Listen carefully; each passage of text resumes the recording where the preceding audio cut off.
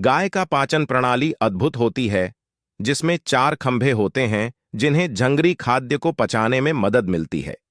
मछलियों की आंखें पूरी तरह से अंधेरे में भी काम करती हैं, क्योंकि उनके आंखों में संतुलन के अंग नहीं होते।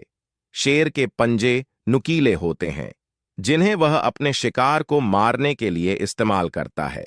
बिल्लियों के नाखून तेज होते हैं, और जब वे खुदाई करती हैं तो उनके नाखून धरातल को बेहतरीन ढंग से पकड़ते हैं। चिंपांजियों के होंठ और नाक का रंग पर्याप्त अधिकतम